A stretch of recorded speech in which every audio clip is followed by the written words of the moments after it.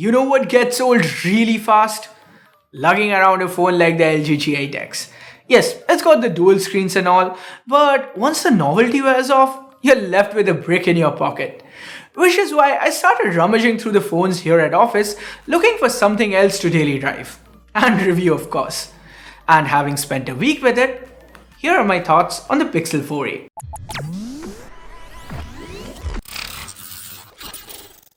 Now when you switch over to a Pixel device, you're not expecting the greatest hardware. The Pixel 5 in fact comes with a Snapdragon 765G.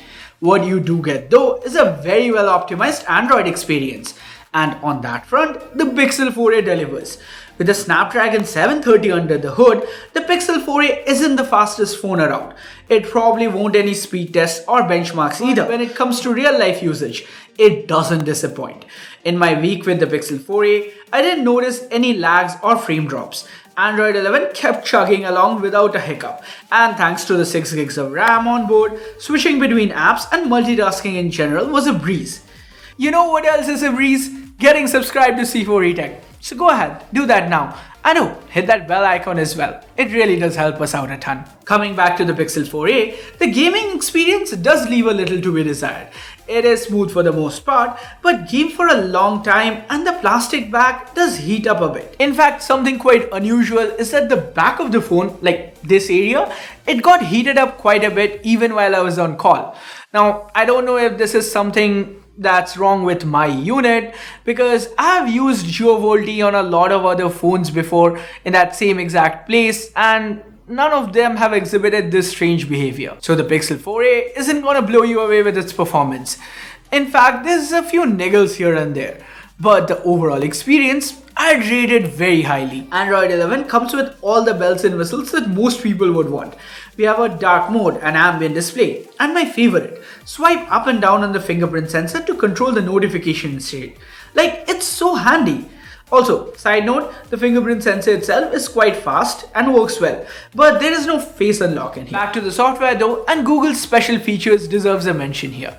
Like the now playing and the free Google photo storage, the latter becoming an even more important factor now that the unlimited storage in Google Photos is going away for good. And then there are the intangibles. Like in a lot of our reviews, you guys would ask us, would this phone receive updates? When would it receive updates? Well, with the Pixel, we are guaranteed 3 years of update till August 2023.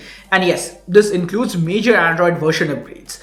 I recently did a video where I compared a 20,000 rupee phone with the latest iPhone 12 Pro Max, and the takeaway from the comments there was a lot of people opt for iPhones simply because of how long Apple supports them. Well, we don't get 5 years on this side of the pond, but Google does offer 3.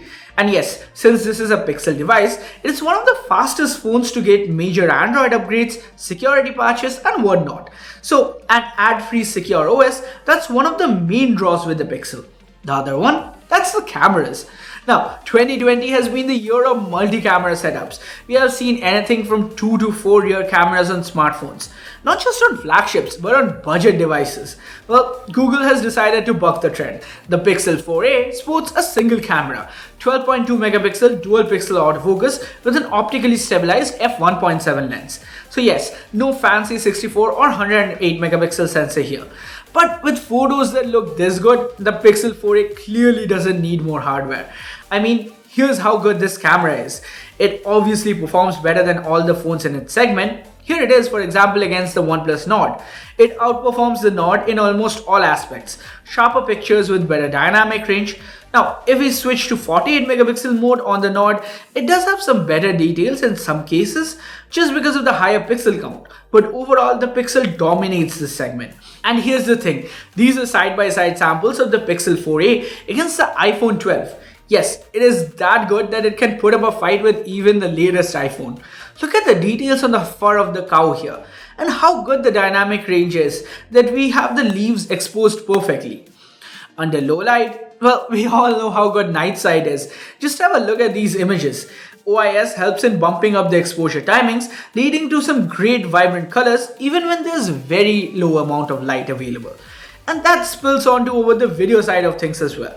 The Pixel 4a can record at 4K 30fps. The footage is crisp with excellent dynamic range, and the best thing here is the autofocus. Look how quick and seamless it is. Generally, I gloss over selfie cameras, but with the Pixel 4a, I have to again praise Google for just how good these pictures look, especially considering that they're coming from an 8 megapixel snapper. As usual, the portraits look super good too. Not that we'd expect anything else from the Pixel. In fact, if this were any other phone, the camera UI would be chock full of features. Now, I'm not hating on that because, hey, some of you might actually find them useful. But you gotta love the simple minimalistic approach to the camera UI here. I only wish that Google had included an ultra-wide snapper into the mix. Like we have seen in the reviews of the Pixel 5, everyone raving about how good the photos from the ultra-wides are, and it'd be kinda cool if Google had included them here. Especially since if you're in India and you wanna buy a latest generation Pixel, the 4a is pretty much the only choice. Pretty much like if you're looking for a compact phone in India, this is the only decent choice. Of course, we do have the Apple iPhone 12 mini, but that starts at 70,000 rupees. And if you want a 128 gig version, then that's gonna be 5,000 rupees more. On the other hand, the Pixel 4a comes with 128 gigs of storage and is modestly priced at 32,000 rupees. Of course, this is no flagship, and the place where it shows that most is the all plastic build. To be fair, there's a lot to love about this build. It's small. That's the main reason I switched to this from the LG G8X. It's also incredibly light, just 143 grams. The rounded edges means it fits nicely in hand, and the matte finish on the back doesn't pick up that many fingerprints or scratches. But I still kinda miss the matte glass feel of earlier Pixels, and the overall design, while functional, is a bit boring. At least we have the accented power button on here. But hey, I can live with boring as long as the basics are done right. And oh boy, has Google nailed them here. Like, we have a headphone jack. It can be a deal breaker for some people, and the Pixel 4a has it. It also has Oled, something people really want nowadays. The panel is 5.81 inches. There's no ugly notch. Instead, we have a tiny cutout. And most importantly, the bezels here are really thin, leading to an overall footprint that I would say borders on the edge of one-handed usage. Like, I have normal sized hands, and I found myself using the Pixel 4a one-handed quite a lot. Circling back to the display though, we get yet another look at the just adequate philosophy that Google seems to have built this phone on. We get OLED, which means inky dark blacks and bright beautiful colors. The brightness is enough to be legible outdoors, but not enough to keep up with, say, the OnePlus Nord. Oh, and on that topic, we have 60Hz here, not 90. Of course, when you cut down the size and make a slim and light phone, there's always one casualty: battery life. We have a 3140 mAh unit here, and this is one place where I felt the Pixel 4a was not adequate. I am a heavy user, and the Pixel 4a barely made it through the day for me. On particularly heavy days with Call of Duty gaming sessions and a lot of camera testing, I had to charge the Pixel 4a just before I hit the bed. Now, to be fair, it did help me sleep better by cutting down on my nocturnal Reddit browsing, but I can't really give Google credit for that. The included charger is 18 watts, and a quick half-hour charge gets back up to around 50% juice. A full charge takes over 1.5 hours though. So if the battery life is something you are okay with, then the Pixel 4a comes with a lot of goodies. Excellent camera, well, cameras if you count the selfie shooter, an OLED panel, dual speakers, yep, Google has managed to cram that in here, a headphone jack, and a very well optimized experience. It isn't the fastest in the price range. We have the iQOO 3 for that. It doesn't have 90Hz or 5G like the Nord. There's no flashy camera features like the X3 Super Zoom. But what it does have is the Pixel experience in a very easy to wield form factor. So if you're looking for that, 32,000 rupees might seem like a fair price to pay.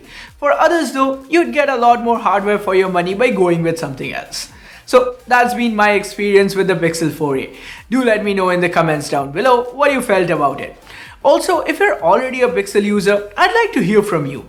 What made you choose the Pixel over some other device? Let's talk everything Pixel in the comments down below. As always, like, share, comment, subscribe, and oh, turn on notification by hitting that bell icon if you haven't yet. Thanks a lot for watching till the end, guys. Have a nice one. Cheers.